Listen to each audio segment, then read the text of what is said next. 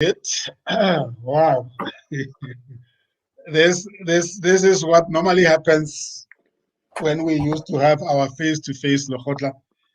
But this is the new normal. We do things online and we reach out to the bigger audience. Welcome to our monthly LEKGOTLA. We always have a particular theme that we address through the LEKGOTLA. And today it's the public relations and communications network, the LEKGOTLA way. What it means is that we use the LEKGOTLA approach, but we're going to tackle the topic of public relations and communications. And for that, we're going to kick off with a guest speaker, our friend, Boniwe. And she's not going to give you one of those typical lectures. You know, when you go to conferences and this presentation, it's just lots and lots of material. She's going to share with us how her professional journey started. You know, it started with her wanting to become a public relations professional, and it took a different turn. And she's going to share with us how that happened and how actually the basic of public relations and communication assist her in her current role of being a human resources professional. Often we think that the things we have studied are not relevant to the jobs we end up doing. But in reality, that is not the case. And I'm really looking forward to hear from Boniwe. How is public relations content applied in a current role where she works as an HR professional, so that we can really link our thinking around this topic with the practical reality. But before we do that, obviously we have to do the logical steps of the LEKGOTLA, which is checking in. And from there, we remind ourselves of the methodology. And then, of course, Boniwe comes in. And then we're going to go into the other sessions, which will be the mini LEKGOTLAs and the other lineups that I've put forward to the menu. So for now, let's just take it easy and check in. You know, maybe I should I start, or does anyone want to start first? You can lead the PRCN. Because I lead the pack. You've been elected to lead the PRCN. Okay. Yeah, I just want to connect with you, colleagues. It's always a pleasure to be at the LEKGOTLA. We have it on a Saturday morning, no pressure. It's really like a community. And today we decided to extend the community by connecting with those out there that want to be part of us. My name is Sam Zima. For those who might not know me, my name is very synonymous with COMETSA. Yeah. I always say that I do what COMETSA does. I'm logging in from Gauteng province of South Africa. For those who don't know South Africa, Gauteng province is where we find our big city, Johannesburg. But I actually don't live in the town, in the city itself. I live outside the city. But we always say Johannesburg because then people can relate. I'm much more closer to Kempton Park, very close to the international airport, OR Tambo International. So that's where we find ourselves. And the weather today is beautiful. If you are in the cold zones of the northern regions, we are about to arrive into winter, but it's beautiful. I think today the sky is clear, the sun is shining, and I'm trying to bring that inside me so that I can sort of like emit that to the outside. What do I do? As I said, I do what COMETSA does. I'm a coach on my day-to-day work. I'm a facilitator, but then I lead the business of COMETSA. And of course, today I will be facilitating our LEKGOTLA. Body, mind, spirit. I must say I'm a little bit heavy. My shoulders are a bit heavy. I think I could, if I did what Ndate Monakgotla did and went for a run, I could be feeling much better. I'm not a runner, I must admit. I do a bit of stretches here and there. I'm conscious of what I eat, and that's how I try not to overload my body. My mind, I practice mindfulness, and that has taught me to try to be with the present, and it works like a charm. You know, I hate it when I find myself being in a space and my mind being somewhere else. And then I start saying that, but my mindfulness practice, my mindfulness meditation practice is letting me down. So a number of times I find myself succeeding in being fully present with what I'm busy with. But I enjoyed the little chit chat we had earlier on during our coffee hour, whereby we throw anything into the basket and we talk about it. And I was fascinated, my mind moving from one topic to another. We started talking about the history, and then we started talking about the companies that disappeared from the surface of the earth. Mm-hmm. So it's amazing. So my mind right now is just preoccupied with what we are about to do. And I'm feeling the energy, but I see slowly getting there, but I'm feeling the energy that you are giving me. So I'm in good spirits. I'm in good spirits, and I'm looking forward to this conversation we are going to have.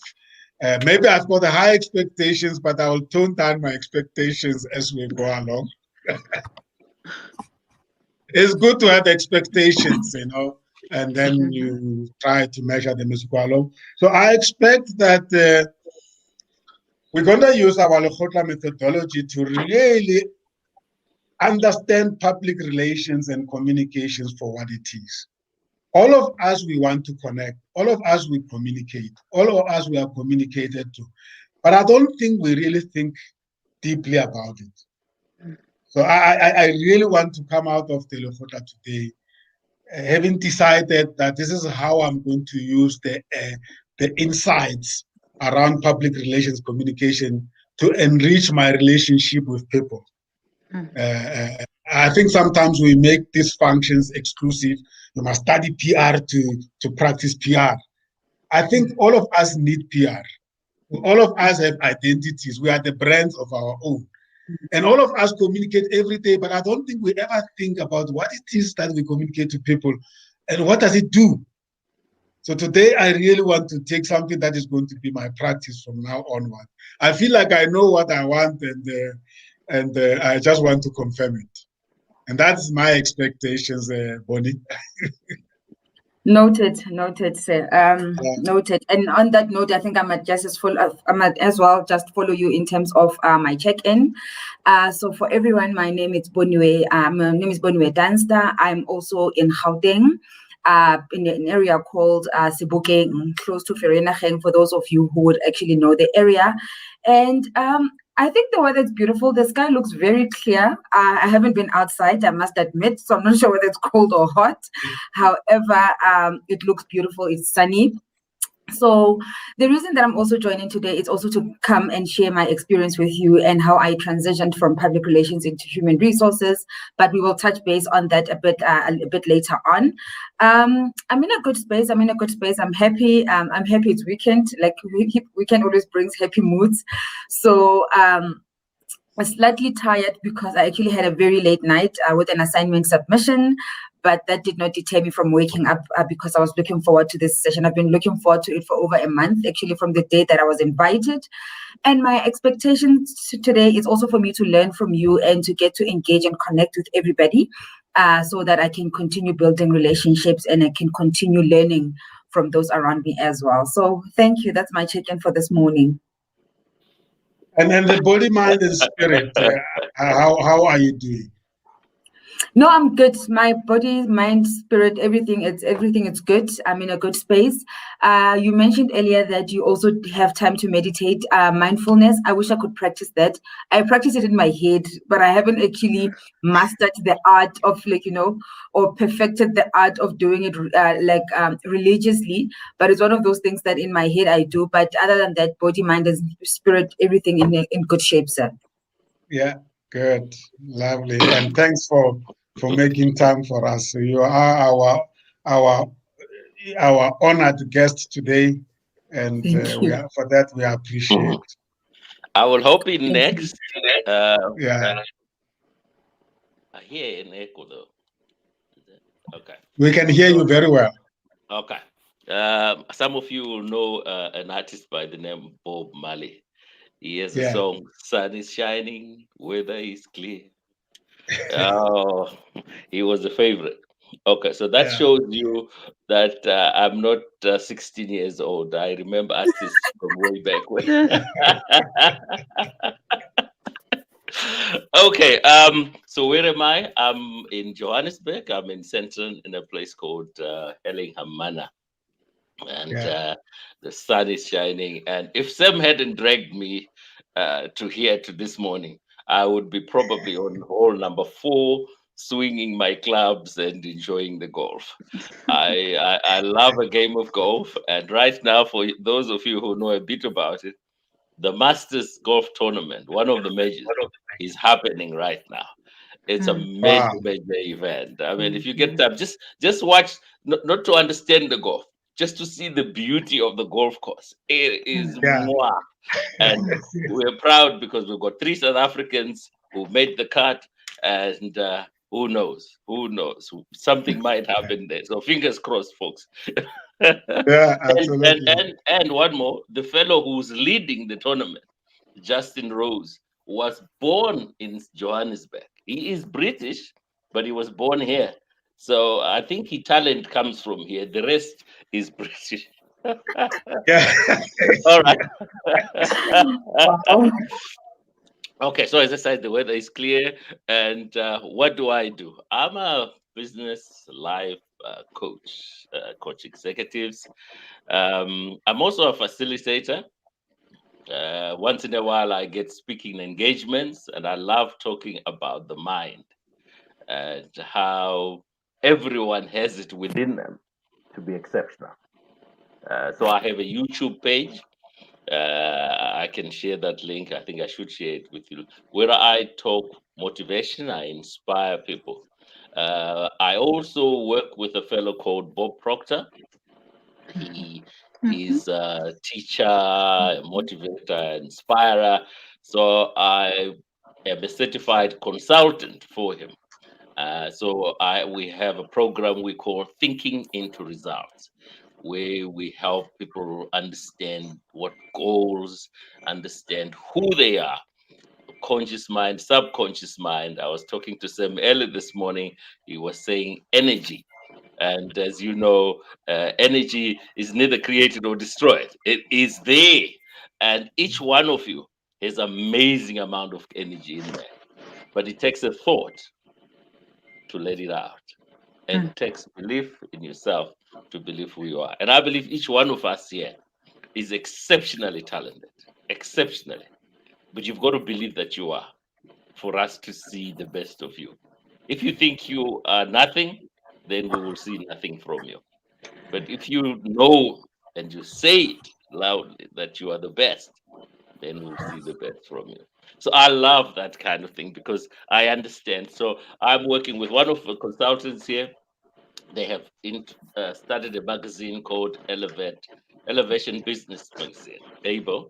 So I did an article and we talked about the amazing power. It's called Tap into the Greatest Power in All Creation. And the greatest power in all creation is the mind.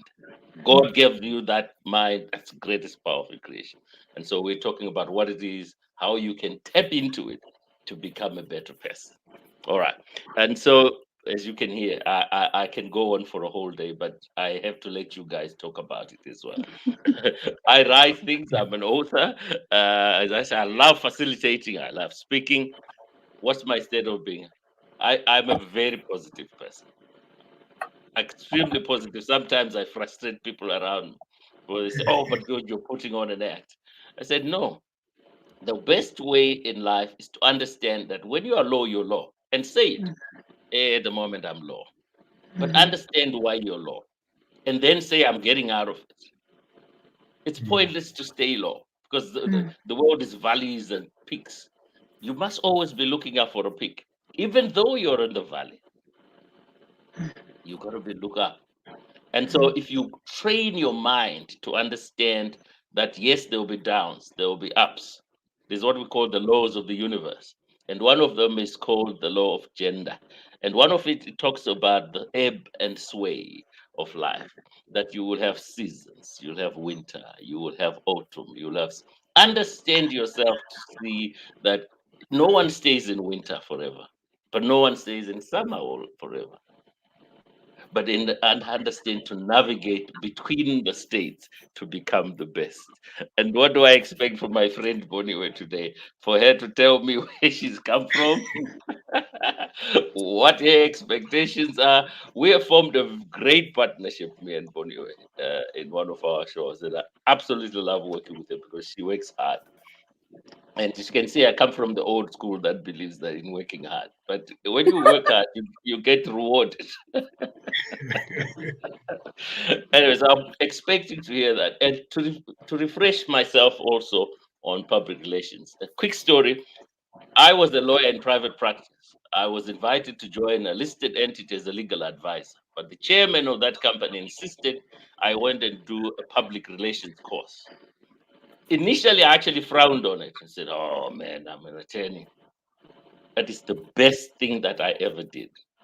And I can tell you, if you ask me time and time again, one of the greatest things that I ever did in my life was to go and do a public relations course, to understand stakeholders, to understand and it was like a duck taking to water. I absolutely loved it, and it changed my life.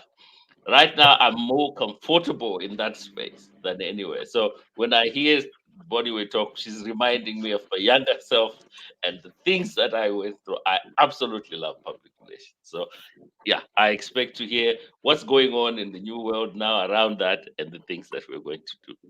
And yeah, that's about it. If you need coaching, let me know. And if you need a round of golf, I'm also available. All right, folks, that's me. Thank you I very think much. you'll have to start with me, George.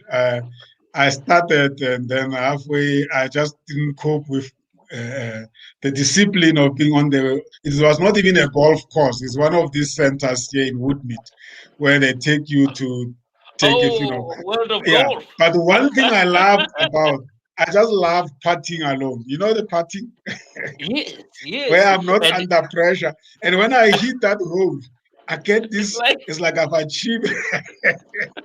That's all what I like. But if I have to swing, it goes its own direction. well, that's the discipline. It's we call it a journey through life, golf. You will have days where everything happens for you. Then when you have days where nothing happens, those are the seasons in life. But remember, Yeah, the goal is to always persevere because you'll come right in the end. beautiful. Thank you, George. Okay. Okay, so I can pop in. Yeah. Yeah. Okay. Yes, So, Jide. so good day, everyone. It's my name is Janae, and I am Janae Young. I am logging in from New Jersey, South Jersey, in the United States on the East Coast. And when I look out my window right now, I see darkness. But it is the temperature today is expected to be about 52 degrees Fahrenheit, which is about 11 degrees Celsius. So it's supposed to be a nice mild day today, later on today. And we are in spring, and so we'll be moving into the summer months. So we're on the opposite side of the seasons as you all are. So what I do to help out in the world, I'm an organizational development practitioner, talent and organizational development practitioner. After spending many years in human resources, my very early start in my career, I went from doing the HR operations and some of the HR employee relations and human resources, talent management, to really focusing on how to help talent improve. So we have a lot of things in common with, there's a lot in common on the call with life coaching or coaching and mentoring, but I help organizations and people with career development, with leadership and talent development. I'm really concerned about how to increase performance and to help people have stronger dynamics on teams. When people do have those stronger dynamics, stronger communication, stronger relationships, that does in turn touch productivity, and it does in turn improve results for whatever part of the team that they happen to be on. So I really enjoy working with the Myers-Briggs type indicator, with emotional intelligence assessments, with DISC assessments. I'm certified to deliver those. Those are some of my favorite things to do. If I am checking in on my state, so how am I feeling? I'm feeling pretty good. In a few hours, I'll work on the body and go out to do a little bit of running. I have a little run that I'll be participating in later on this month on the 25th. So, so just get my body prepared for that by going out to run. My mind feels alert and ready to receive the information. Bonnie Way is going to be talking with us today and teaching with respect to public relations, and I'm really looking forward to Bonnie Way's presentation. We could all learn how to do public relations and to strengthen that. No matter where you are in your journey as a novice or as a master, you can always get a vitamin shot and just re-up on the information that'll be helpful to continue to move yourself forward. So my mind is ready to receive. It's sharp and ready. I have a big gallon of water here to keep me alert and ready. And my spirit, I feel like my spirits are high. I feel like things are pretty good, and feeling grateful that we are as a world moving forward through everything we've been through over the last few months and years. So I'm ready to receive, work on the body, and to learn more about public relations and communication. Beautiful. And thank you for waking up this early to be with us. We really appreciate that, and I promise we will play back same way if you were to stage. And I used to stay until early mornings during your elections, just catching up with what is going on there. And it was quite, as a non-participant, it was always quite very educational. So we will do the same next time you call us to join you for your. Now, I must admit, well, thank you, and thanks for inviting me. I'm sorry, George. I said I did stay up as well, with my fingers crossed that Donald will not win. It was a very tense time. Everybody was staying up and trying to figure out what was going on. But thank you for inviting me to the platform today. Okay, great stuff. Thanks, Jide. You're welcome. Always welcome, as you know. Thank you. Great.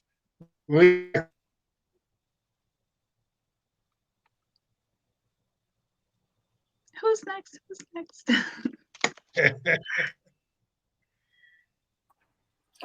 Michael is next. Oh, okay. That's great. You saw what I saw, anyway. Yes. My name is Michael Mlava. I'm logging in from Gauteng, Bonero Park.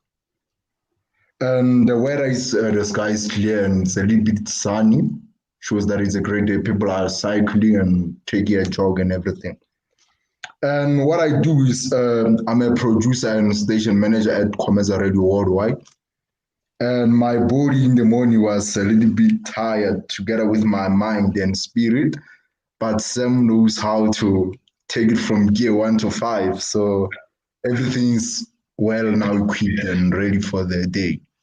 Thank you. Great. I hope you will stay at gear 5, Mike. Definitely. You won't go back to one. Definitely. Definitely. Okay, great. Yeah, we have two more colleagues, Joe and Tendani. Good morning. Next. Yes, Tendani. Good morning, colleagues. Okay, I'm connecting with you guys from Limpopo province, a village called Madonija. Don't try and call it immediately. You are muted.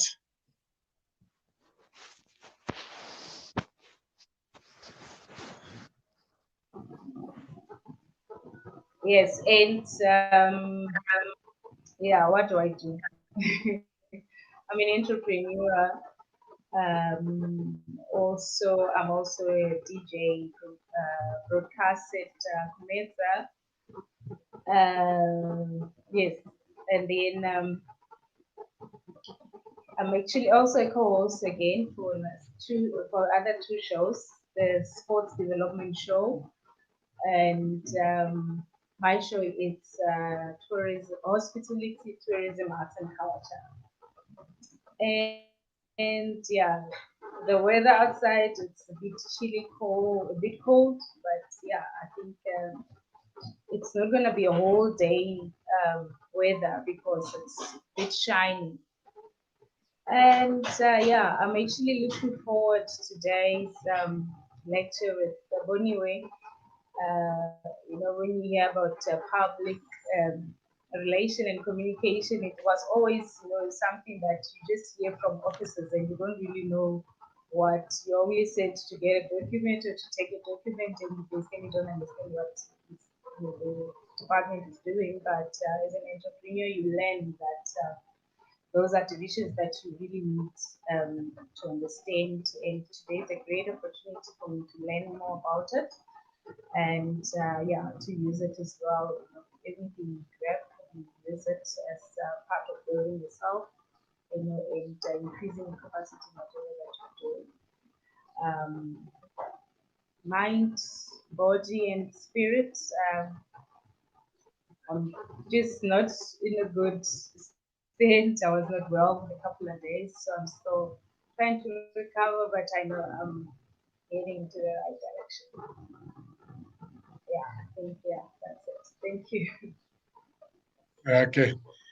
Thanks, Tendani. We hope as time goes, our energy will contribute to our energy basket there. Joe? Morning, everyone. Morning, Joe. Morning. Well, thanks, Mr. Tim. I think you and I and Janae, we shared some wonderful sentiments this morning. As I've already indicated, I'm an early bird. I was early as 4 a.m. for my road run. I'm a regular road runner. In addition to that, I also play tennis and I watch a lot of tennis. I believe sports and education, they go hand in hand. And road run keeps me going.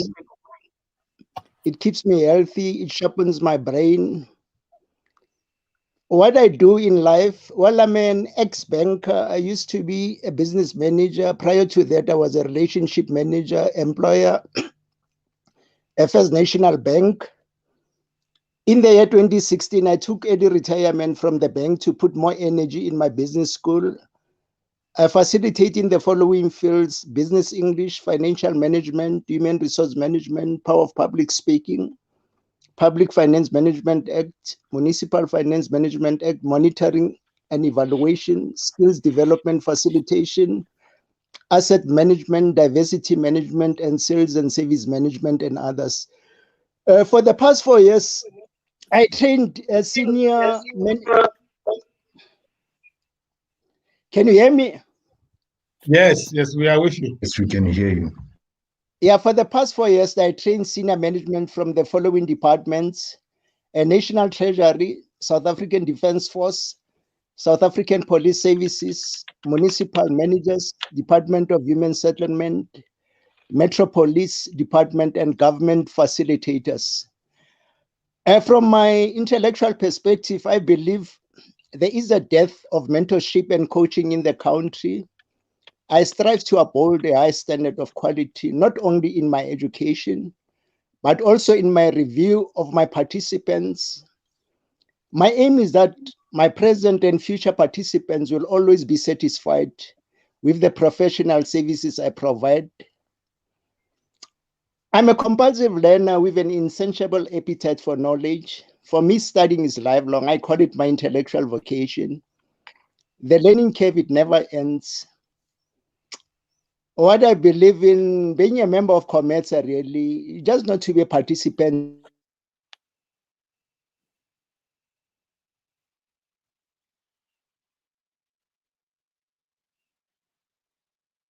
We are losing you, Joe, if you can hear us. I don't know what's going on.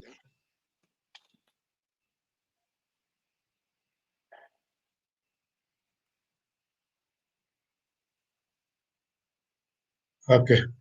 It looks like we lost connection with Joe. Okay. All right. He will come back. I was enjoying the sharing there. I'm sure we will give him chance to finish when he comes back, or whenever we have another time in between. Yeah. So, but anyway, I know your profile, but I'm not going to be the one that is going to share it with the colleagues here. I'm sure that is part of your presentation, but I also would like us to be allowed to interact with you as you share with us your journey, so that it becomes interactive and it enriches your story. I hope you are comfortable with that. I'm comfortable. I'm happy. No problem. Yeah, good. Yeah, let's go for it and hear your story. And we are here to engage with you. We look forward to a powerful conversation. I would like it to be a conversation, and the LEKGOTLA way, the LEKGOTLA style. Yes. So thank you so much. I think first of all, I need to say thank you to you, Sam, for the invitation. And for being here, and for everybody waking up in the middle of the night, in the morning to be here. It's really much appreciated, and I'm looking forward to the engagement. So maybe a bit of background on myself before we get into the professional side. I did share earlier, but I am born and bred, I normally say, in Gauteng. I'm from an area called Sebokeng in the Vaal Triangle. The closest town to here, it's Vereeniging. People often ask me if I am Xhosa or Sotho, because I speak Sesotho and I've got a Xhosa name. So there's always that confusion. So I often refer to myself as a mixed breed. My mom is Sotho and my dad is Xhosa, but obviously in an African way, one would say I am Xhosa. So I'm from a family. I'm from quite a big family. I've got 5 siblings. So together in total we are 6. I'm the 5th of the 6, and there's 5 girls and 1 boy. Deeply rooted in the Christianity belief.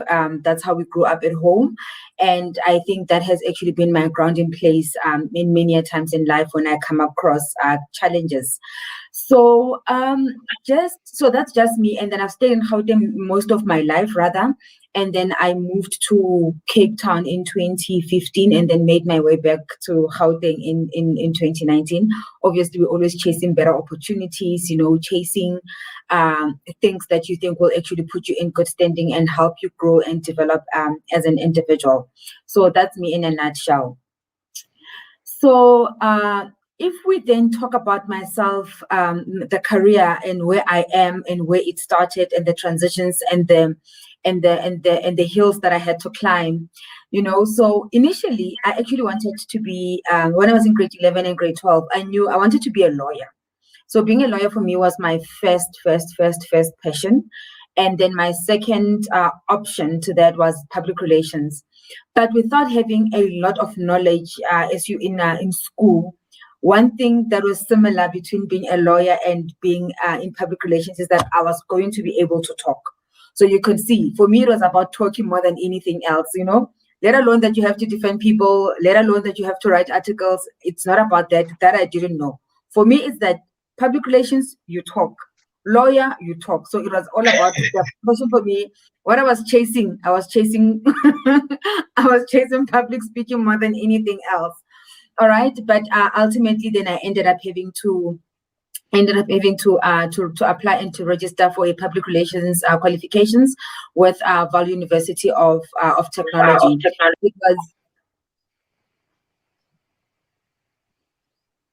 It was a 3-year national diploma, which required one to also earn practical experience, which they call work integrated learning, for you to be able to graduate.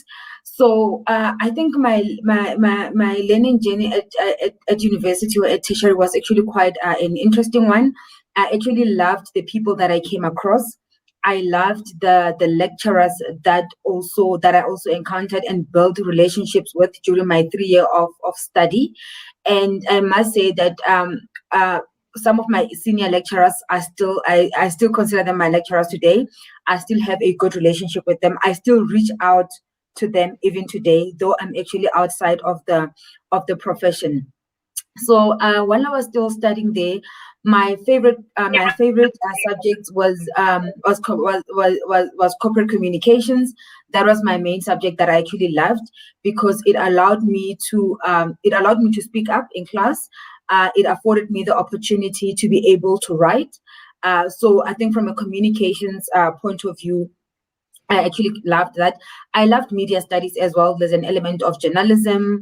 So how do you write an article? What do you consider? I learned the principles of the 5 W's and an H in terms of how you actually write an article. And I just never forget those. If I'm bound to write, I'm like, there's 5 W's and an H, the what, the why, the how, the why, and all of those. So I still apply that in my life today, and I still kept that textbook. I'm sure there's been many editions after that, but I just kept the textbook for reference purposes as well. So, and then shortly after that, I joined a manufacturing industry where I got an opportunity to do my in-service training, where I get to take my theory, apply it into a practical environment, and then go back and graduate. And then I didn't get my in-service training immediately at the beginning of my 3rd year. I think I only got it on the 3rd quarter of the year. So for the first 6-7 months, I was just doing my studies at school, and obviously not working. Then I got my opportunity to work, and then fortunately for me, and it was a beautiful opportunity, because as much as it was in manufacturing, because when you think in public relations, you're thinking the media, you're thinking broadcasting, like you're thinking something that's just going to put you out there. And obviously manufacturing, it's nothing with glamour, as people assume, which is assume that public relations is about glamour. And I will get to the myths around public relations later.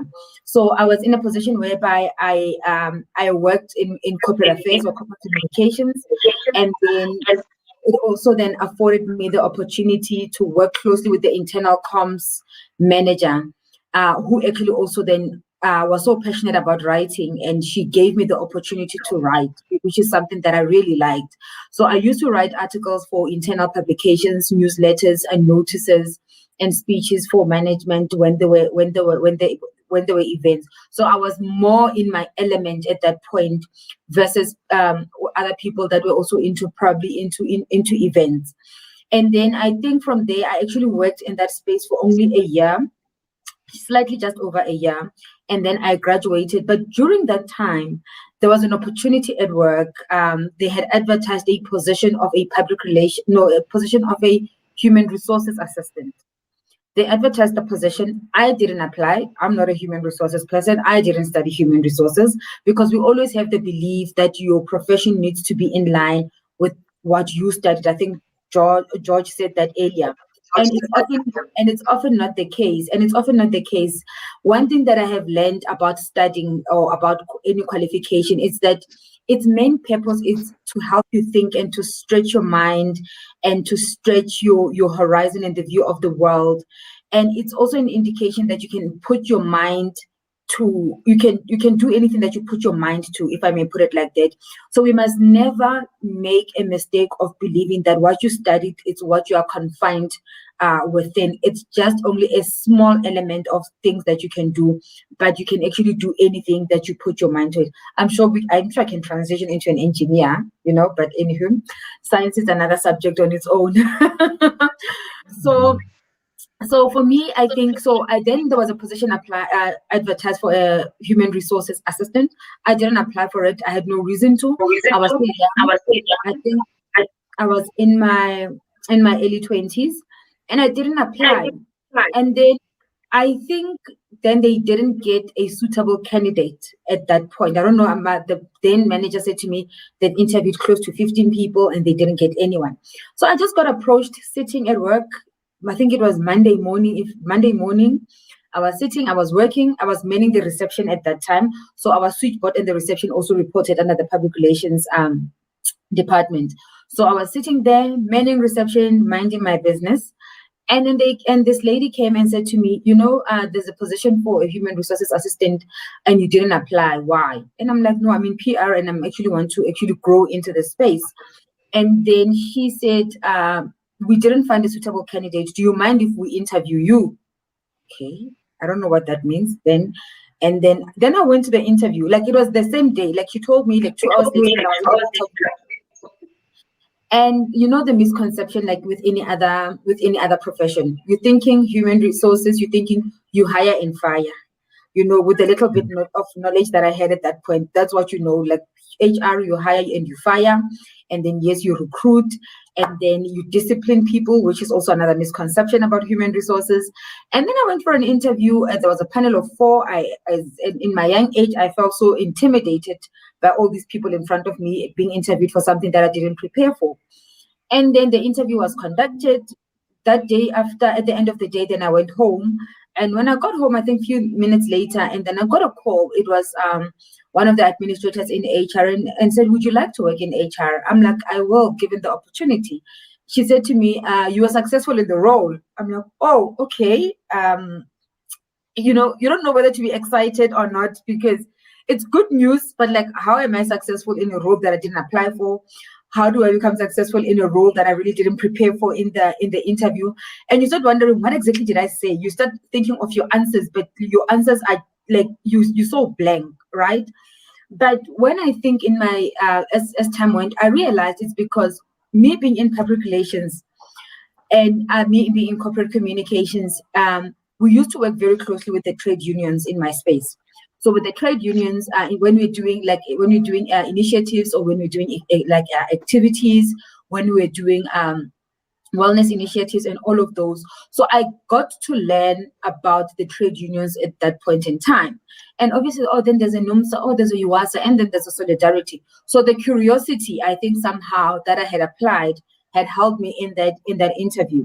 Then I could actually then make mention of the little bit of knowledge that I had at that point around unions and what my little bit of understanding was. And that's how actually I transitioned into human resources. And then in my first month or 2 months, as I started attending team meetings, monthly meetings, management meetings, and I'm like, what are these people talking about? They talk about dispute resolution. What is dispute resolution? Yes, dispute is like there's differences in opinions, resolution, then you solve, What is dispute resolutions? And they're talking about going to the CCMA, and they're talking about the bargaining council. I'm like, what are they bargaining?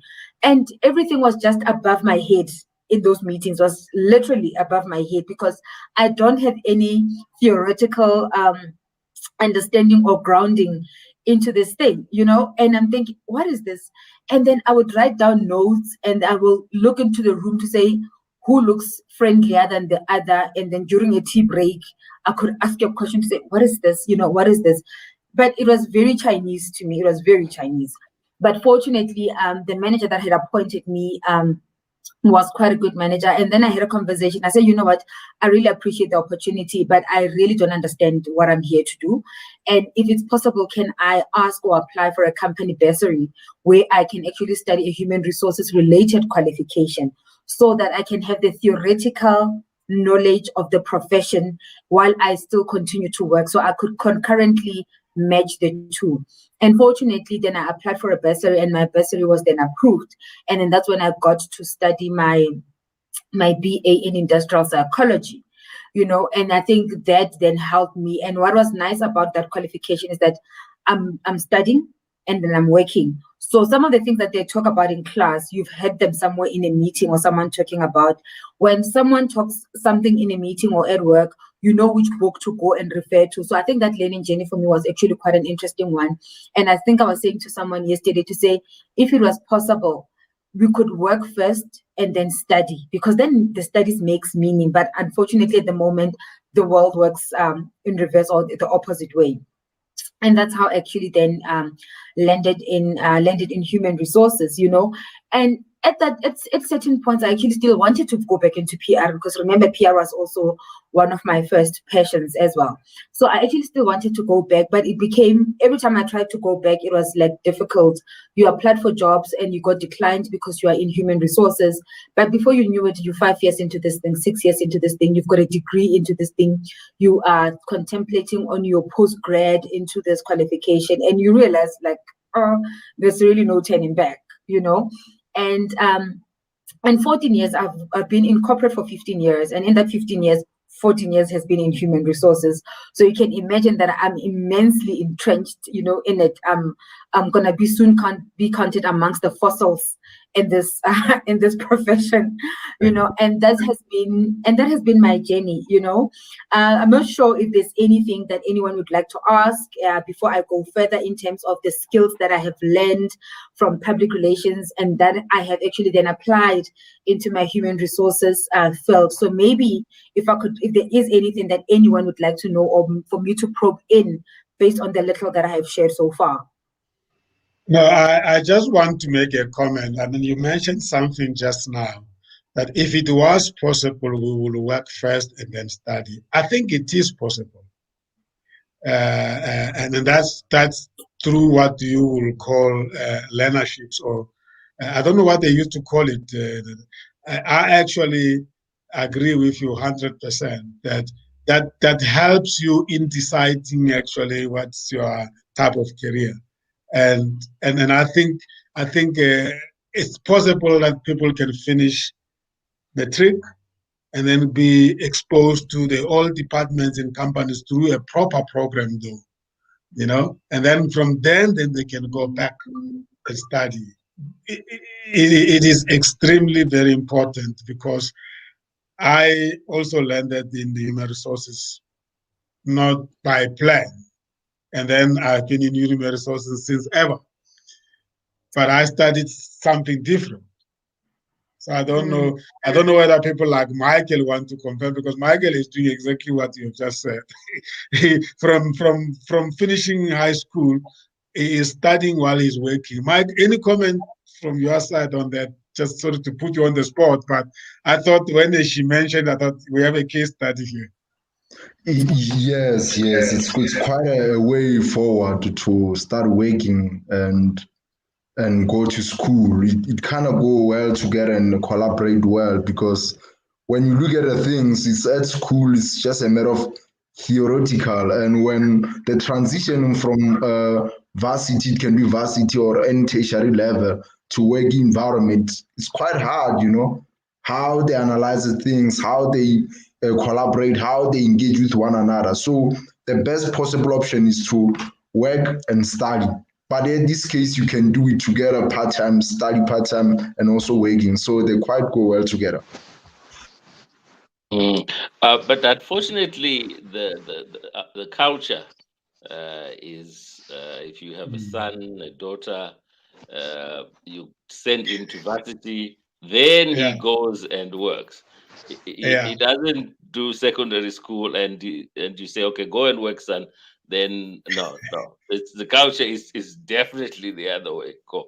But to your point, when I did public relations, I was working, and I ended up actually being a corporate affairs director because I was working, and so everything made sense as I said. But it's something that we need to get people to begin to appreciate, that you can actually get people to work and then learn. But I think we're still a long way because we are very, very academic as society, and I don't know how we can begin to get that as a culture. But it's the best way forward. I think you learn much better when you are actually at the coal face, as they say.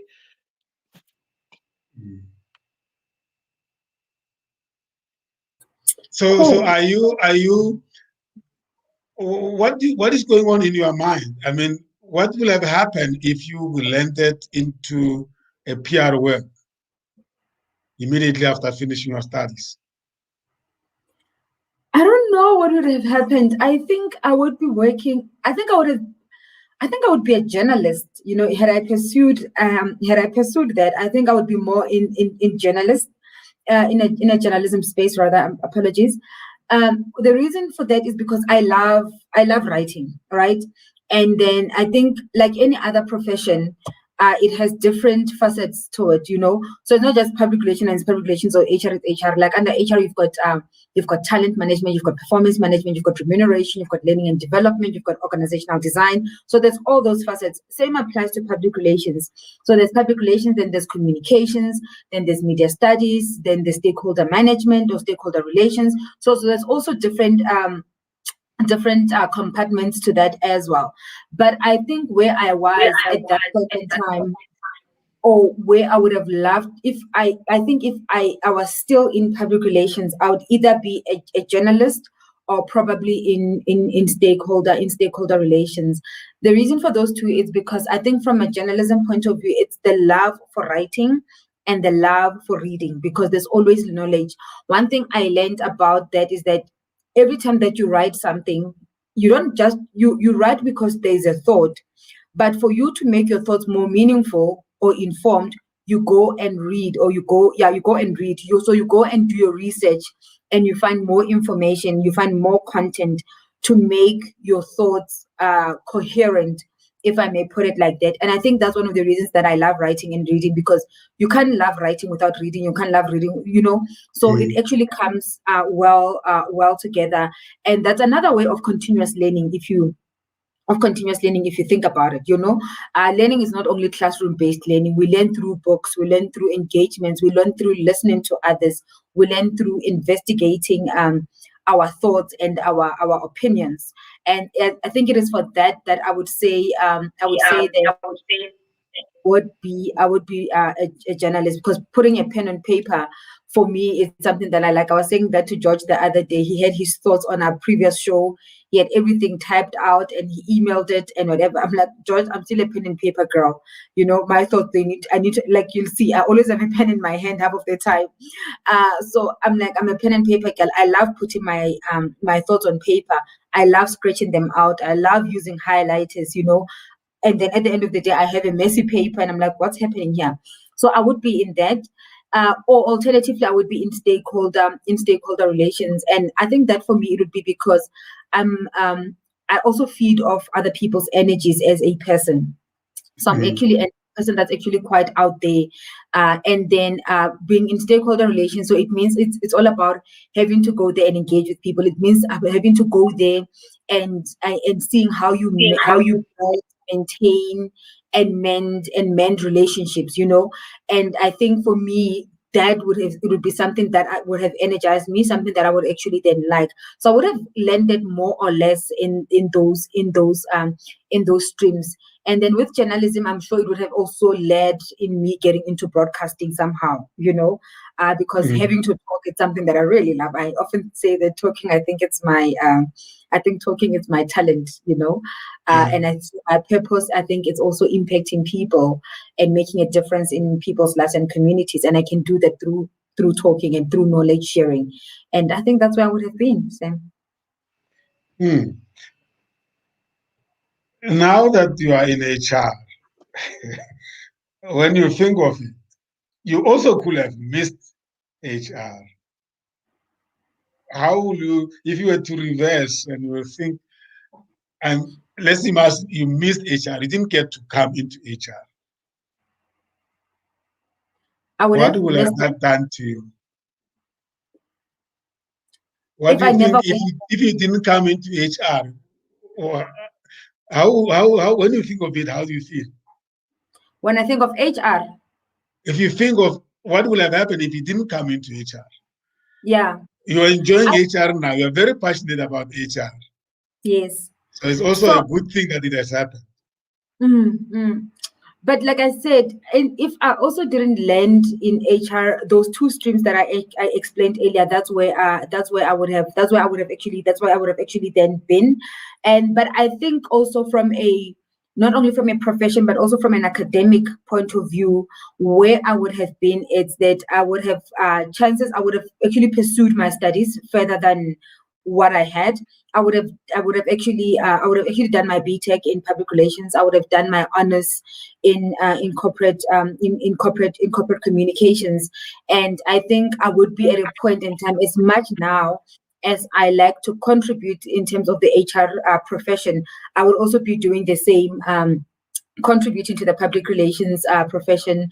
I would probably be a member of PRCN, which is a professional body for public relations, which I would also advise people that are in that space to also probably get their membership with PRCN as well, because we always need those professional bodies that ground us, those professional bodies that actually then also teach us and inform us around the best practices as well. Because like any other profession, public relations is a respected profession, and had I stayed in there, it would be how do I actually then contribute in that space, and how do I share my knowledge with others? How do I share my knowledge with upcoming individuals? And how do I make sure that the profession has the right level of respect in the industry like any other career? And I think those are some of the things that I would have been working on if I think about it now. So yeah, I think that's that from that perspective before I continue. I just had a small question. Boniwe, you said that you were in manufacturing at one point in the industry. Are you still in manufacturing today? No, I'm not. I am in financial services at the moment. In insurance, I've been in financial services for 6 years now. I think in manufacturing, I spent close to 5 years. Close to 5 years at that same company. My first year being in public relations and communications, and the 4 years being in human resources. So I don't miss those days of having to wear PPE, those boots, those hard hats, driving at 60 and the pollution and everything else. But it was actually quite a nice environment, because I think that's where my love also for labor relations into HR actually stems from, or my knowledge stems from, because you learn from the best. So now I'm in financial services. Okay, great. Thank you. Great. George, what are you thinking? I see you leaning your head against the wall. What are your thoughts? No, I went into the beverage business, into proper manufacturing, and we made alcohol, beer, and Coca-Cola, and all that. And whenever you had to take journalists out and all that, it's the same thing. I lived overalls, cap, hard hats, and walk around there, and they always wondered, but you dressed in a suit. How do you? But the point was, when you are in that environment, what does it teach you? It teaches you discipline in terms of why you put on the hard hat, why you put on that PPE. In fact, we actually did an article on television around that, as to why you need to put that on. Because if you don't, then these are the consequences, etc., etc. So I was just laughing about about that. Yes, Yeah. it's about safety first. Hey, I think one thing that you learn in manufacturing, it's safety more than anything. It is so strange that even today, when I reverse my car, I have my safety belt on, which is not normal, but because at that point safety was so important. If you were found without a safety belt, you would get a warning, you would get to park outside and have to walk into the plant and all of that. So I always have my safety belt on. Even when I reverse, I have that, and it's one of the disciplines. Safety is one of the disciplines that one actually learns in manufacturing. So yeah, I think that's that. Like in terms where I have, or what my journey has actually done, and then being colleagues. But then maybe now let's actually then get into what are those skills that I actually have learned from a public relations perspective, which I think they remain relevant. Me having transitioned into human resources, and also. And I think it's the skills that will not only be applicable in human resources, but they will be applicable in life generally, and they will be applicable in any other professional. Whether it's a technical profession and all of those, you would actually learn those skills, and they will actually come in handy. And I think for me, the most important one, which was actually cemented in my studies and in public relations, and also in my 1 year of profession in that space, was actually communication.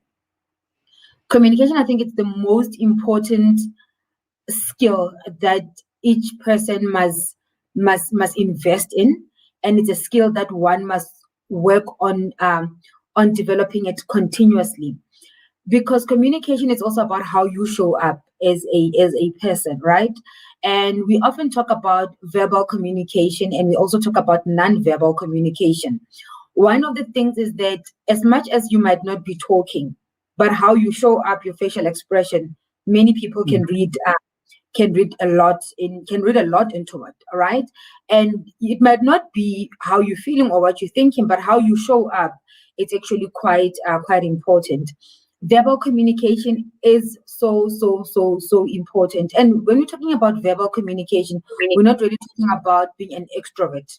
It's not about that. It's not being about an extrovert or anything else, but it's about being in a position of knowing how to express yourself, knowing how to express your thoughts, knowing how to be able to engage with people respectfully and engage meaningfully. And to my earlier point about communication, it's about the amount of information that you have, the reading that you do, the writing that you do, the information that you gather from any other sources.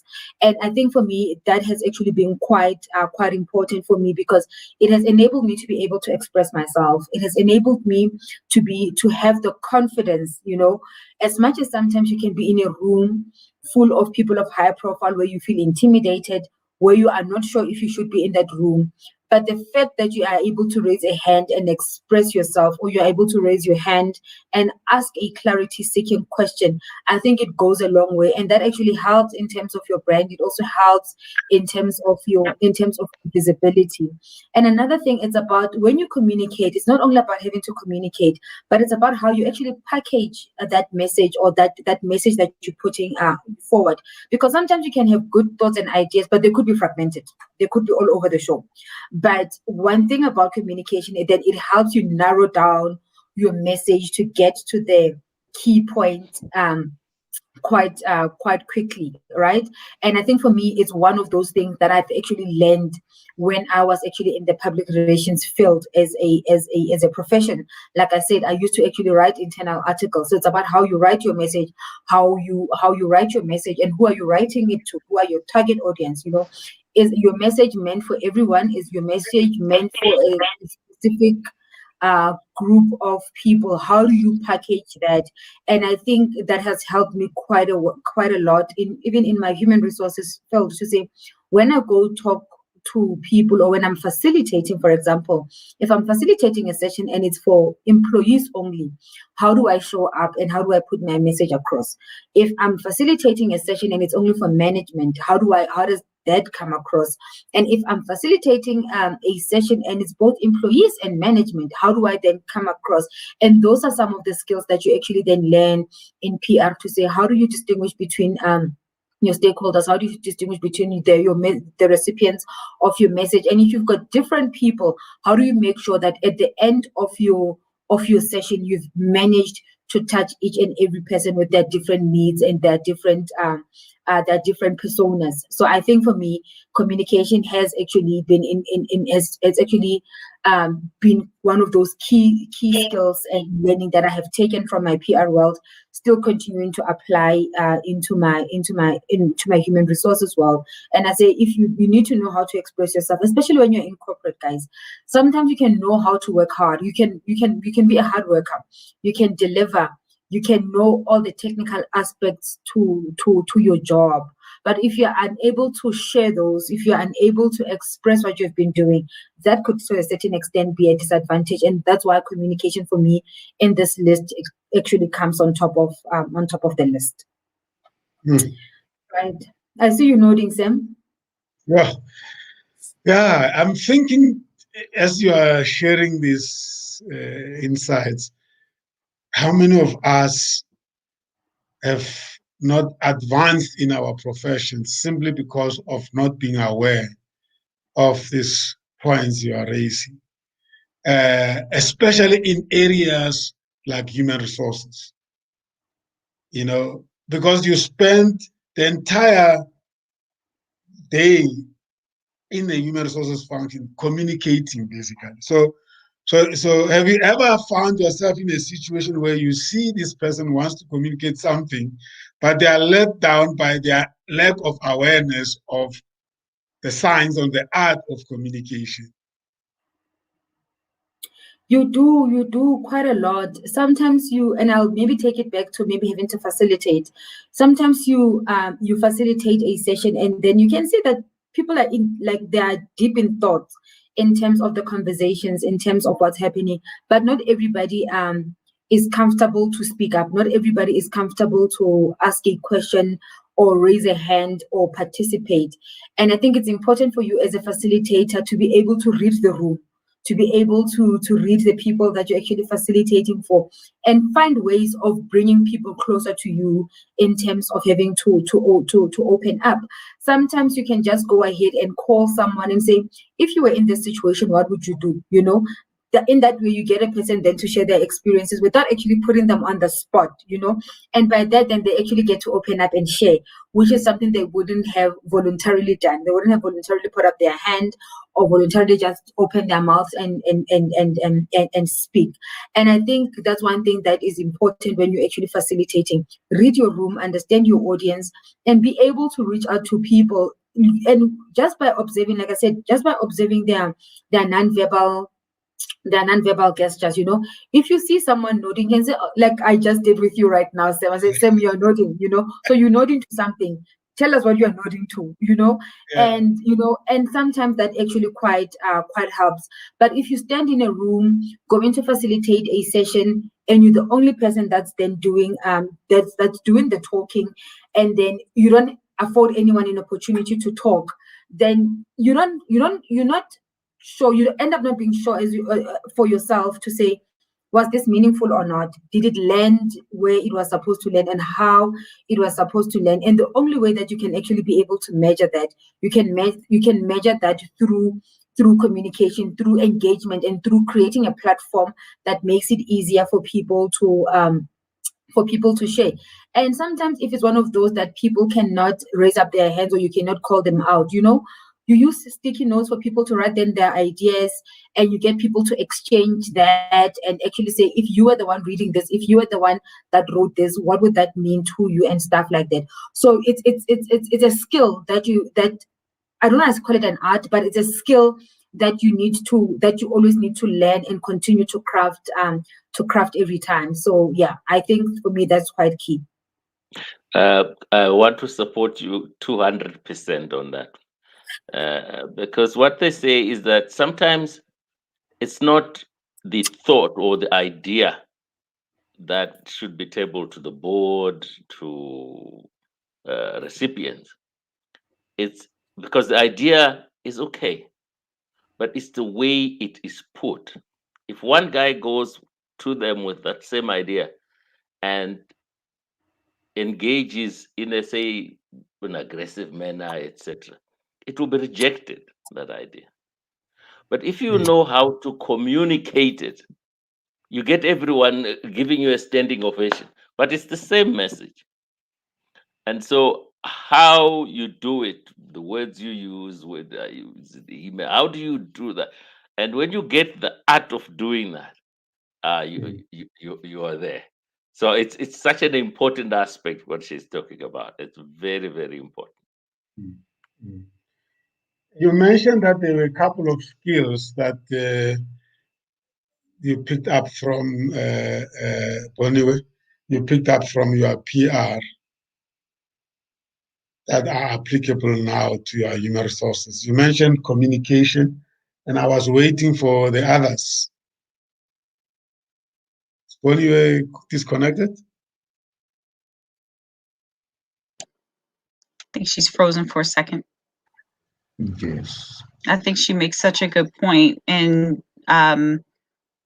what she's talking about with being able to communicate and understand the stakeholders and different audiences, and to be able to read the room and pick up on energy. All of that is so important in communication. I feel like she's making great points that that I'm writing down, and it's nice to hear that reiterated too, just to realize that that's important for you to do that. And when she talked about if you come across someone where there's no connection and you're the only one speaking, and then you're not hearing anything reciprocated, and you're talking to a group, to maybe reach in or tap into someone else and be able to ask, like, what would you do if you were in this position?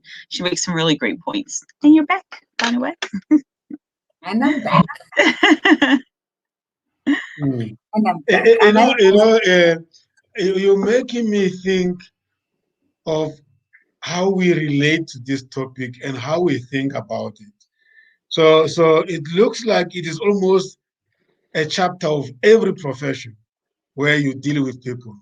And therefore, it should actually be mandatory for any profession where you are going to deal with people, whether you are, especially in the assistance professions, whether you are a nurse or you are a policeman or you are a teacher, wherever there is communication, it looks like this is something that needs to be embedded in all qualifications. Will you agree? And then I was asking, you said communications is one of the skills that stand out from all the skills you acquired from PR that you are using now in your current profession. I'm interested to hear many other skills that you picked up from PR qualifications that you are applying today in your day-to-day professional life. Yeah. Okay, thanks. Thanks for that, Sam. So yes, I think communication, like it's important in every profession, whether it's an out there or whether you are in a lab or whatever, you still need to engage with people at a certain point in time. And it's about how your message lands as well. I think the second one or the other one, now they're not in order. Communication had to be out there, but for the others, they're just not in order. So Can for me, I I think interrupt again? And I'll tell you what, in my other life, we do counseling. Me and my wife, we counsel couples, and one of the biggest factors for divorces and missing it is just the failure to communicate. And you will find that the guys who master communication as a couple will, I don't say live happily ever after, but they get to understand and work together better. Most times, the reason why there's so much strain is because couples can't communicate properly. And so you talk about body language, you talk about tone, you talk about the words you use, how you use them, when you use them. That is so critical that in any relationship, whether it's a business relationship, a marriage, it is such a paramount thing. And therefore, the point that you make, how else can we get people to understand this? How can we train people? On its own, it's actually a big field that needs attention. So 100% agree there, 200%. 200%. Thanks for that, George. And like you are spot on. We could have a conversation around communication for the entire day. So the second skill for me that is actually quite important, that I have also learned, that one needs to that I learned from my PR world and applying also in HR, or it's relevant or it's prevalent as well, is adaptability. What do I mean by adaptability? And I will actually use the the COVID-19 pandemic. The COVID-19 pandemic has taken us out of our comfort zones as individuals and as families, as professionals, companies, and all of those things. What used to be a norm is not a norm anymore. Things that we thought could take long to be done and implemented are now done overnight. Having to understand and adjust, to a way of living in terms of, I need to limit my social interactions. I need to mask every time that I go out. I need to sanitize. If I go out, I need to make sure that I wash my hands regularly. Previously, you would wash your hands as a norm, but now I need to make sure that every time I wash my hands, I wash my hands with soap, and I wash them for a minimum of 20 seconds. At the beginning, I'm sure we used to count 1, 2, and whatever, but eventually 20 seconds become entrenched somehow in how you wash your hands. And I think adaptability is quite important.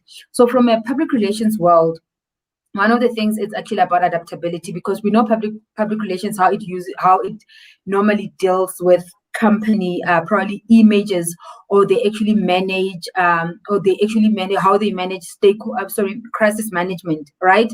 And when a crisis erupts, it's not about, I still need to do 1, 2, 3, 4 up until 10 before I fix this thing. When a brand is in crisis, when your reputation is in crisis, you need to think on your feet and act on your feet and act fast. And that is one of the things that are quite important in public relations.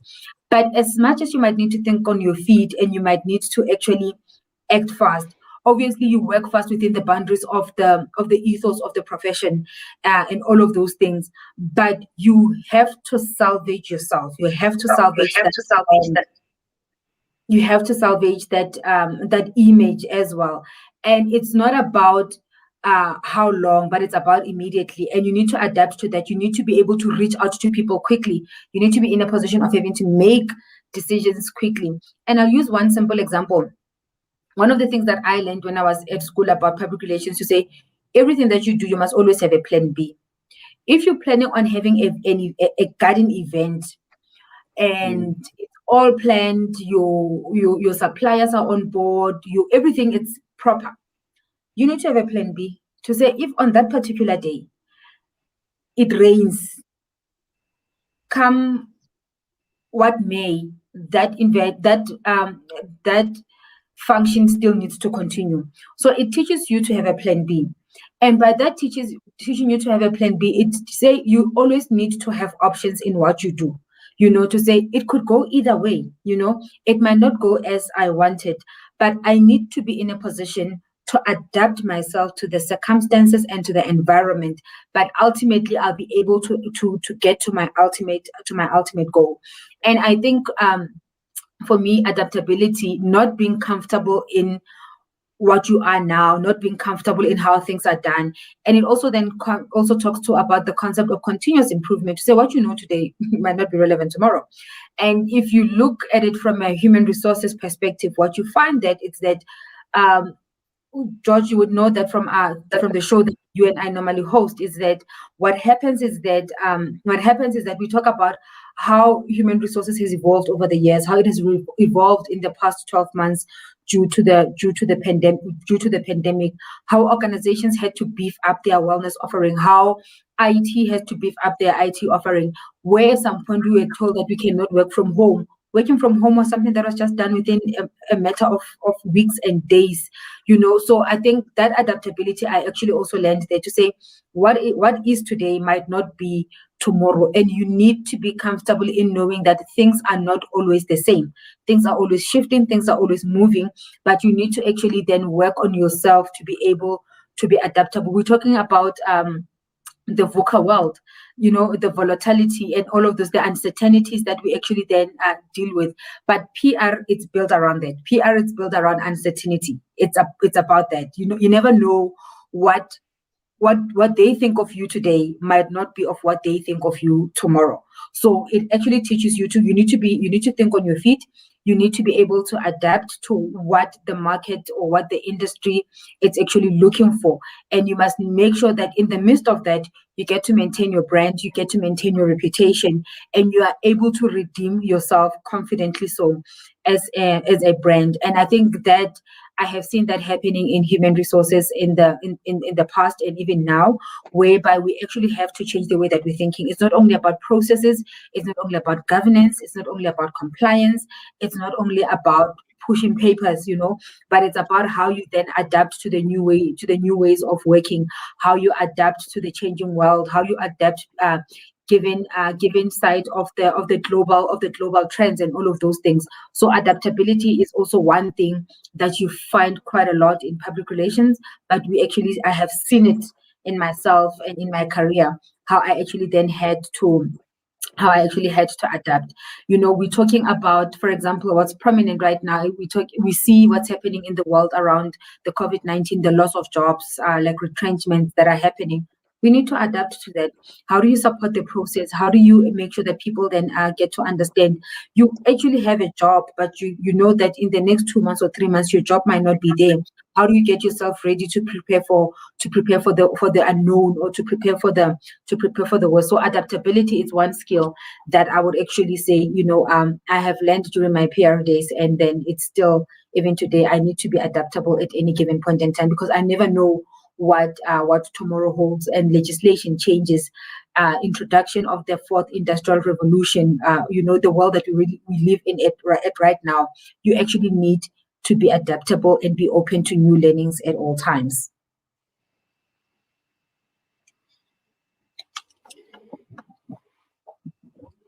Cool. Any thoughts on that, colleagues? Anyone who wants to engage me on that or thinking? I want to know, when you say you need to have plan B, I mean, it looks like that is a standard in PR, that there must be plan B. But as a behavior, what do you recommend one should build that in? You know, it's almost like, is it enough to say things might go wrong? And if they go wrong, I need to look for some alternative. Or are you saying that there needs to be a practice? If I have a plan to host an event, I must have a parallel plan in case anything that I plan doesn't happen. So is it you're looking at it as a behavior, or you look at it as almost like a standard operation guideline that you must have plan B? Or you just say, just be aware that this might just not work well? I think for me, it should be a standard. You must always have a plan B. And maybe you can actually work around your plan B. For example, in PR, you can work around your plan B with the same suppliers that you have.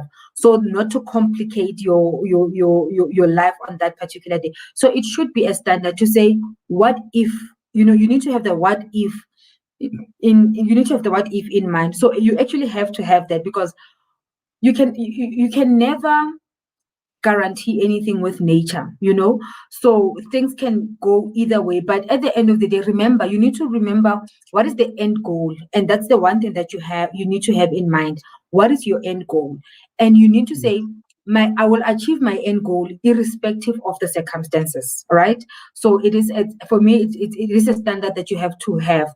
But when you're coming from a behavioral point of view that you raise, which is actually quite key, adaptability also comes with mental strength as well, you know, because it comes with mental strength, because if it finds you at a point in time where you are not mentally strong, you might not be able to bounce back, or be able to redeem yourself of the mishap that is happening in front of you at that point in time. So mental strength becomes quite important, and also resilience as well. From a behavioral point of view, there's an element of resilience, you know, because remember, when you're talking about resilience, we're talking about the ability to be able to bounce back. you know. So you need to be in a position to be able to bounce back to say, yes, it is difficult. Yes, things are not going the way that I want. I'm not going to achieve what I wanted to achieve within the desired constraints and everything else. But it's about how do you actually then bounce back, and then resilience then becomes that important behavior that one needs to invest in and to work in as well. To say a setback, it does not mean I'm not going to get to my own goal. A setback means I need to relook, but I need to be strong enough to be able to bounce back so that I can actually be able to overcome the mishap to actually get to my ultimate goal. So I think from a behavioral point of view, it's adaptability goes quite well with resilience. But like I said, in terms of your execution and your delivery, you need to make it a standard to say, if plan A does not work, plan B must be somewhere close that to be able to step in. And maybe plan B might not work as exceptionally well as your plan A. And maybe there might have to be major adjustments in terms of timelines, in terms of what you want, but it must just be there so that ultimately you're able to achieve what you had initially put your mind to. That's great. Bonnie White, can I ask you, when you're talking about crisis management, and this may be covered in your materials later, but when you talk about crisis management and you have to be resilient and be quick to respond to what's going on, does one, how do you suggest one gets a message across quickly and clearly to all who are stakeholders or to all of the people who need to go into operation? How do you, when people have different ways of receiving information, you know, there's different filters, people hear things differently or they interpret things differently, and you need it to be really clear. And in a crisis, it needs to be quick and concise. So I don't know if that's in your materials later, but how would you suggest one finds themselves to navigate all the different styles of receiving the information in? Yeah. So one of the things that I was actually going to cover, on, it was around stakeholder management. All right. So when you're talking about stakeholder management, we know we're talking about building relationships and maintaining relationships. And in you building relationships and maintaining relationships, also talks to understanding each and every stakeholder that you have, and understanding that you might have a blueprint in terms of how you manage your relationships or your stakeholders. But what you learn in PR is that you need to understand your stakeholders differently, to say what works with Sam and what works with George and what works with Janae and Michael and all of those. As they are different stakeholders and they contribute to me differently. How I manage my relationships with them, it's not a one-size-fits-all type of approach. And in you building and maintaining that relationship, you would have established to say what works for company A, what works for company B, what works for company C, and how do we communicate on a regular basis. You know, is our communication hierarchical? Is our communication open?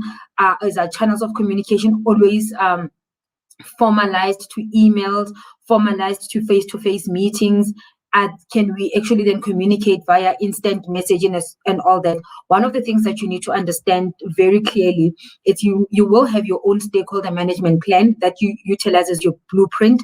But over and above that, you need to understand your stakeholders differently, and what appeals to one might not appeal to any.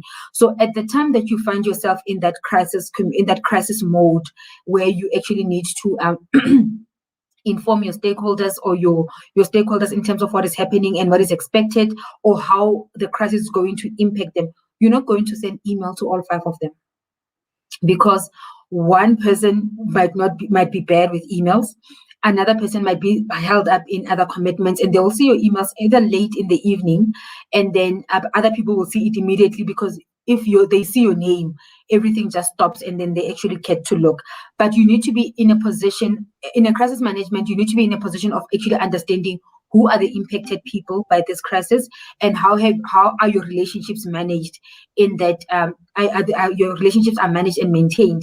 And in doing that, you also need to understand that you're not only going to be able to do that on your own as a public relations practitioner or as a human resources practitioner, but it's about what are the other links that you use to be able to get the message across. You do it yourself, you do it through other people, You do it via various modes of communication. So that is not a one size fits all. But I think if you then understand who your stakeholders are, and you understand what is your own unique value proposition that you have given to those people that you have built, and then you understand the formality and the informality of your relationship, then that can actually allow you or put you in good standing in terms of putting the message across quickly. The mistake that professionals should not make is assuming that what works for Boniwe works for Sam or works for Michael, and that is not the case. Boniwe can just send a WhatsApp very quickly. She will read it and she'll understand and she'll know where to go. And if she can't get hold of me, then she know that I actually need to call Tendai to be able to get more detail. But with Michael, I know Michael sometimes is a difficult client. I personally need to call Michael and say, Michael, this is the situation and I need to actually bring you up to speed. And then you actually leverage of the different pillars to be able to put the message across, but making sure that you are clear and your stakeholders are clear and your dependencies and the people that work with you are clear in terms of this is what we're lending, this is the crisis that we're solving, and this is how we're going to go about it. But you need to actually be multifaceted in terms of how you approach it. It will not be the same for everyone. And that's why it was my other point to say, understand who your stakeholders are, what their needs are, what is the basis and the foundation of your relationship, and what their needs are, and what is your value to them, and what is their value to you, what is the return on investment on both relationships. And that really helps you when it comes to crisis management, to say, even if it's a bad publicity, but the relationship that you have with your stakeholders and them knowing what you're capable of, will help you in good standing in terms of redeeming yourself as a profession or as an organization. Thank you for that. Great. Welcome, thank you. Sydney. Hi, Sydney. Thank you so much. Thank you so much for coming in. I'm enjoying the discussion. Immediately I come in. Yeah. Welcome. Yeah, I'm sorry I'm late. I had something that came in this morning. No problem. No Yeah, problem. sure. Any other comments, colleagues? Do you still have some more? Yeah, I suppose when you're making your plans, this thing about plan B at all times, even when you guys later ke busy mo meeting please ne. Sure. Now, the plan B there would be to mute him from your side, but when you're making strategic plans, you would always have a plan B. So this is our target for this year. What if we don't do it? Then our plan B is this is how we would execute. We always hope that you don't use your plan B. You always hope you don't ever use your plan B, but you must have it as a must. So just to confirm that you really do need it as a standard. Don't work on hope. Work on understanding that things will go wrong, can go wrong. If they don't go wrong, well, nobody will ever know plan B. But if they do go wrong, people won't even know that there is a crisis because Of course. everything seems normal. And let me make a typical example from a human resources side, right? If, for example, you have a case that's going to the CCMA, to the Commission of Conciliation and Mediation, what happens is, and mediation and arbitration, sorry. So what happens is that when you go there, or your first done, maybe when the case is being referred to the CCMA and it sits for conciliation. Remember, conciliation is about how do we find a common ground to actually then resolve this, without us having to go to arbitrate or litigate the issue, right? And then, but one of the things that we do, or when you even go to arbitration, it's that you actually get a mandate from your seniors or from the line manager or from whoever the powers that be to say, you know what, I will go and arbitrate this matter. I think we have a high chance of us winning this case. I think we have our tracks covered and we've done all that is right and fair. However, can I get a mandate that should for any reason the ruling be against us? Can I get a mandate to say, can I have a 3 months or a 6 month settlement, approved so that we can be able to settle the matter and pay the individual that's aggrieved by the matter, So no one knows that you have a mandate many a times. You're not going to get there and say, okay, guys, let's conciliate, but I do have a 6 months approval for me to give you like a 6 months payout. No, we will conciliate that matter up until we find any other resolution than paying you out. You get what I mean? So you go prepared so that if you find yourself sitting there and the commissioner says we need to make a call, or probably we need to, like, you need to pay this person, you don't have to say, oh, commissioner, wait, let me call the office and ask. And then when I ask my boss is in a meeting, my boss's boss is in a meeting, and everybody that has to make a call is busy somewhere because everybody's busy, right? But as for you, as a matter of being proactive and as a matter of planning ahead to make sure that when you are there, you actually have the right approvals in place, you actually have the right mandates in place, then you actually do that. And that is your plan B. You actually go there with the intention of having to settle the matter or to win the matter, but for whatever reason, things can take a different direction. And when it does, and you actually need to make a certain call, you've already engaged with your powers that be to say this could happen and this is what I need, and you already have that, and you can actually settle at that point in time. So that's another example of a plan B from a human resources point of view, George. Really good. I think we are achieving what we wanted to address, and that is make it simple and understandable that this is something that is integral to our relationship with our stakeholders. And I'm sitting here and asking myself, this is a function that can easily be taken off the table because it's not cheap. To hire a full-time communication specialist in the company. And yet, when you are in trouble, you need it. People then see your value. Yeah. Actually, for me, it's like having an insurance. To know that if we are in trouble with a specialist that will actually package the messaging so well that there's not too much damage being done. That is part of it. Sam, and one of the things that I will touch on later, probably in the afternoon, as we also continue the conversation, like I said earlier, is to talk about the myths of public relations as a profession. Some of the people, they look at it as a glamorous profession. As one of the things that I never liked to hear around it, it's that public relations professionals are spin doctors. But we can actually talk about that later in the afternoon and what it means, not now.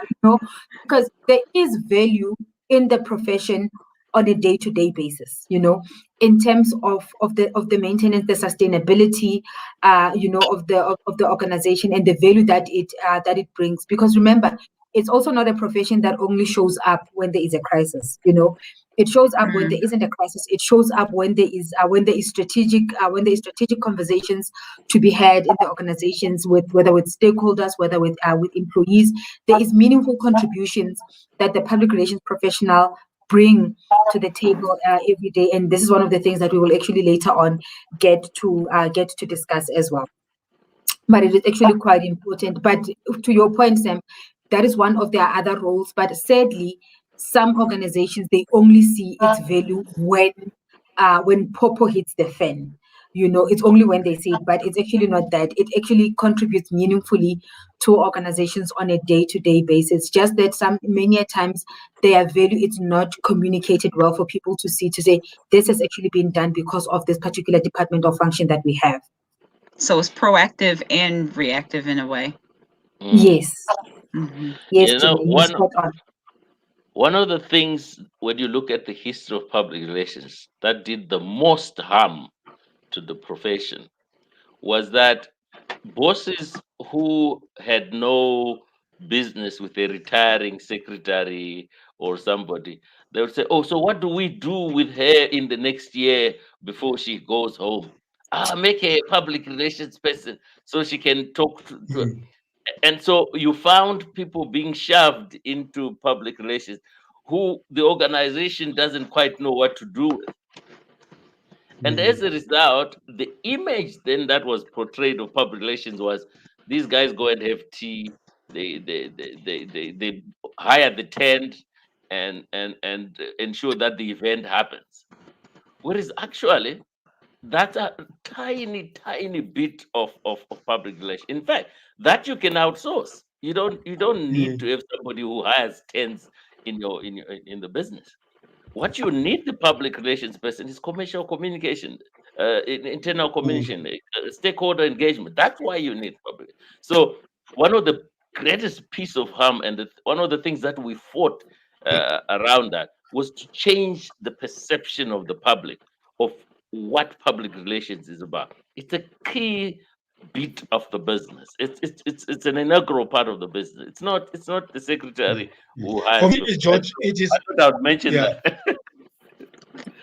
Thank you, Bunny. No, for me, George, it sounds like this is a core of our engagement with our stakeholders, with our market, with our everybody else.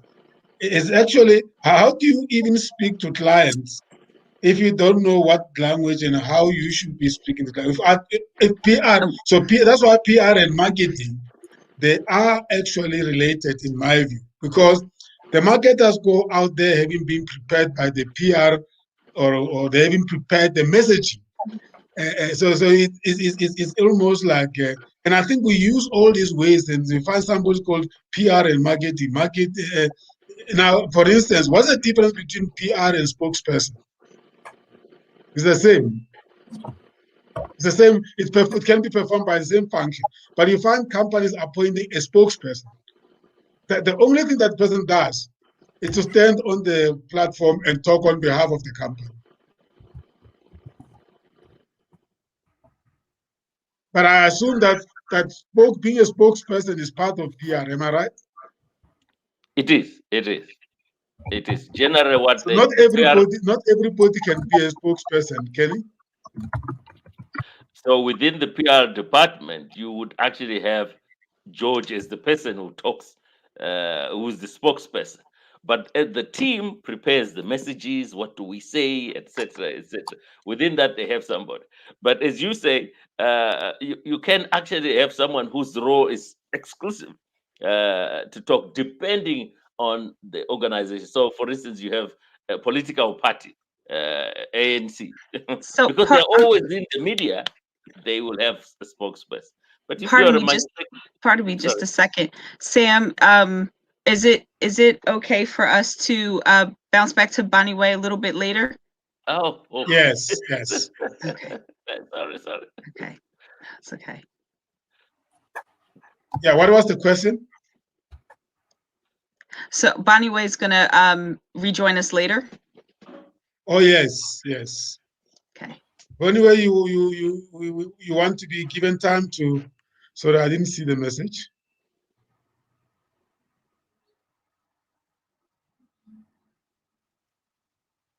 Yeah. Okay, Poniwe. Okay. Thank you. All right. Apologies, I actually hadn't read the message. Now I was saying that depending on the organizer, some organizations are very much in people's faces. So you hear the ANC spokesperson because they're always in people's faces. Then you have the guy who manufactures the overalls and what he does, and so he doesn't have too much interface. So the guy who does PR there does everything, including being the spokesperson. And the other organization will actually want a dedicated individual for that. But whoever it is, you must have that person and an alternative as the spokesperson. So if Sam is the spokesperson, we'll say then, Janae, if Sam gets hit by a bus or something, you are, so that ahead of the game, everybody knows who the alternative is. Yeah. Is there value in everybody? Sorry, Tine. No, please. Is there a value in having every member of the team being trained on PR, even though there are those who are specialist PR people? Yes. Let me talk from my experience. when we had our corporate affairs department, we had 5 people in there, and each person was media trained. Mm. And then we trained the general managers of the individual units. Each one of them was media trained. They hated it, but we forced them through. Oh, all I know is finance and running an operation. No, there's a day where you have to talk to the media, and we don't want you to mess up the brand. So we trained all of them, and eventually, when you train them, they find it. Oh, it's not as terrifying as we thought. Now we can actually do this, but you have to have that as a plan, because if you don't, I can tell you, if the media goes to that man and asks questions, by the time he's gone through stammering and trying to say, look for George, the damage is done. Mm. And so, yes, plan B is an absolute essential. Wow. So, yeah. There's it's a so big many. field. It's a big field. Mm-hmm. There's so many companies, like George, what you were just talking about, like, to make sure that everybody is trained is such a great practice, especially in today's day and age where media comes from everywhere. There's a camera everywhere. You're always on. You always need to be prepared. And I would say the adage is almost outdated today. It used to be that, if you were not at a certain level in an organization or not permitted to, if you were not in PR or in communications, that you would not be permitted to speak on behalf of a company. And so many companies still have that today, but it seems almost as if it could be, becoming outdated, because media has become, it's still formal. There's still formal media, but there are some things that require more and more people. It's the scope is broader for people to be more public within an organization. So you no longer have to be at the executive level to have a role where you're publicly facing, and to have people media trained at all levels is such a great practice. It used to just be the small little group, and it was a gate around, the small group of people who could do that. But today, you make such a great point to say more people should be trained, because so many more people are public facing. You don't know when you're going to be put on the spot. You should be trained for it. All of us have got our cell phone. We tweet and we Facebook, and you could be tweeting on the company account, or the fact that you work for this company. Even if you tweeted using your own private account, you are associated with that company. And if you are not sensitive and aware, you might just cause a huge damage. That's true. In fact, Sam, that point is such a powerful point that we dedicated time to explain it to employees. See, the higher you are in an organization, the more you are identified with your employer. And therefore, you cannot, even if you're attending a soccer game on a Sunday between Chiefs and Orlando Pirates, and something happens there, you must remember that I am an employee of COMETSA. That's right. And therefore, what I say has the potential to harm or even enhance the brand. But you have to have that understanding and knowledge. And so an organization that doesn't tell its employees that runs the risk of really damaging. Because nowadays, the reporter is holding a cell phone. Hey, say, how are you doing? That's right. I've seen you from COMETSA. What do you think of the violence in this game? Oh, nonsense, not that. Because supporters are fighting, and he's asking for a comment. What do you do? And therefore, people understanding that whatever I do or say, once you are associated with COMETSA, then you must know that whatever you do can go back to COMETSA. Right. And once you have that, it makes life much easier. But training people to do that is the big thing. So maybe you want. This is a subject for discussion, Sam. You may want to. Yeah. If you CEOs come and understand this, because it's such a powerful point. Yeah. You remind me, Brother George, of my former days when I still used to be a footballer. And if you look at the life of a footballer, they are a brand for a team, but you look at the behavior of them outside of their own personal lives, it doesn't align with the key values of the teams. So as players, we're not trained to to behave. It's like when I just finished wearing that shirt, now I get into my own self now. So it means I've got two characters, but I don't understand the impact that I make. So I really hear that we need to be able to understand that we are brands of the companies that we present, and our behavior are so much impactful in the way we do things. Either I'm a church, for example, I wear a lot of hats. I'm a pastor there, I'm a player there, I'm a director in my company and all of that. But I am one person, So the question that I can ask is, how do I ensure that despite the various roles that I have, and despite the various brands that I have, how do I remain consistent with my brand? I think John DiMartini has a program on values. Some of you, what are your values? What are your top values? What are the things that you do naturally, etc.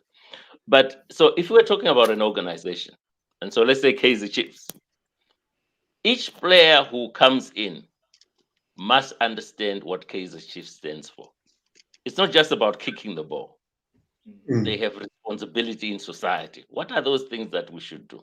So that as the player transitions from the 90 minutes against Swallows and goes out, now he understands that I'm still Kaizer Chief, but the hat is slightly different. This is the integrity hat now that I'm wearing, where whatever I do doesn't harm the integrity of Chiefs. In fact, it must enhance it. So I understand that on a Sunday morning when I go to church and I speak to the children, people say, "Oh, that's Sydney from Chiefs," and the kids love the brand Kaizer Chiefs. But you actually have to invest money to do that. You have to get someone to tell those players to do that. Wow. But if you do it well, let me tell you, the mileage that you get as a brand is amazing. Wow. Sure. Wow. George, you mentioned something that is fundamental, that you can damage or you can enrich the brand. Yes. When you are in the public spaces. But I've come across a lot of people, they will say, please talk to me in my private capacity. Or they'll put a disclaimer. It's in a beautiful space where they could actually enrich the brand. But they say, no, please, I need to put a disclaimer because I don't have a permission to speak on behalf of my company. But he's an executive. What's going on there? I don't want Mike to go to television and say, I work for COMETSA, but please, I don't want to talk about COMETSA. And he's going to talk about powerful thing, youth leadership, and then he says he wants to put a disclaimer.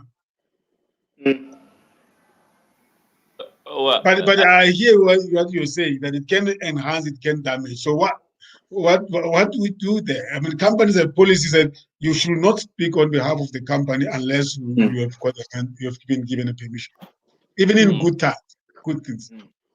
Yeah. Well, so when a very senior executive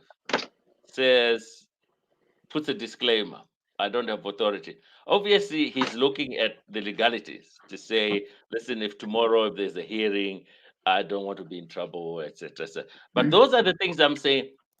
Plan B should have taken care of. He should understand that when he's out there, that's why part of the salary he gets recognizes his seniority and recognizes the fact that he stands for the company. If he is, let's say he's your vice president, and he says, oh, but I'm doing this in my personal capacity, has nothing to do. What he's actually saying to the market is that we're not as organized in our workplace. And therefore, I might actually be held before a disciplinary hearing for saying this. Well, that's what he's saying to the investor who's sitting there. If I'm going to invest money in a company and I'm hearing their vice president saying that, I know that somewhere in there they haven't done their homework around communication, because now this guy is protecting his back in the public. Now he shouldn't do that. He should be free to say. Listen, folks, I'm vice president of XYZ, and these are my views about this, and this, and that. He explains that, and then he keeps quiet. By actually saying, guys, I'm speaking in my own personal capacity. The message is, I might be held before a disciplinary hearing, folks, so I need to cover my back, and you don't want that. And therefore, back at the house, if we've already agreed that you can speak, George, you can speak about issues that are important, we trust you to make the right judgment. Because we employed you on the understanding that you're an executive with wisdom who will do things in the best interest of the organization. Whatever you say, you're doing it in the interest of the organization. You're not doing it in your own interest. Sure, you will make a mistake somewhere along the way. That's fine. But we will empower you to stand out there and be a representative of us in all respects. You see what I mean? That is, you should. So if he does make the mistake, well, okay, sorry, we made a mistake. But 9 times out of 10, because you have trusted him, you've put value in this guy, he's going to be very careful about what he says anyway. But if he's going to be talking about guys who might be held before a disciplinary, so watch out. I know what type of organization he's coming from, and I can tell you, I'm going to be saying they need some work. Yeah. Trust him. Yeah. When we come back from the break, I want us to talk about very powerful executives and what they do. We can take an example of Elon Musk. Elon Musk wake up in the middle of the night and he tweets something about what is happening. You know, so in that organization, if you are a PR, and unless they agree that tonight you are going to tweet and you can tweet about 1, 2, 3, you know, and that is I want us to talk about that, because it can be very frustrating for the PR professionals when you have such powerful executives who themselves are rock stars.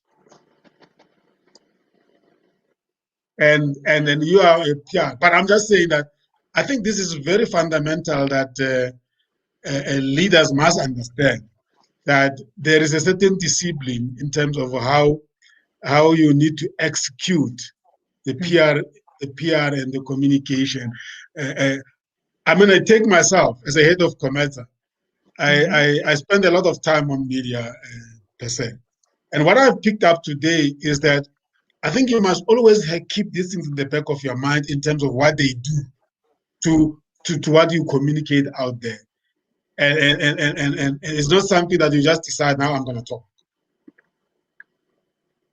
I want us to talk about that when we come back, because we are players, all of us, in this space. But very few of us are trained with the science of public relations and communication. And the fact that we don't get people calling us, hey, that's what you said there, no, it's not up to it. It doesn't mean that they don't make judgment. I'm sure there's some, if you are active in this platform, there are many of times, Brother Sydney, there must be a lot of times where I don't know what's wrong with Sydney, man. He's but they never tell you. Yeah. You don't get feedback. Yeah. You don't get feedback. It doesn't mean that we should not work towards getting better. Yeah, Mike. People see your tweet, 5 people comment, but there's hundreds other people who have got different views on that tweet.